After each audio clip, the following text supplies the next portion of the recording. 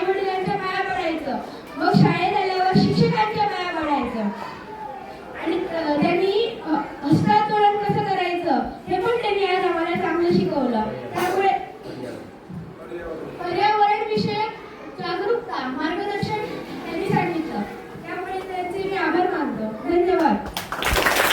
नमस्कार.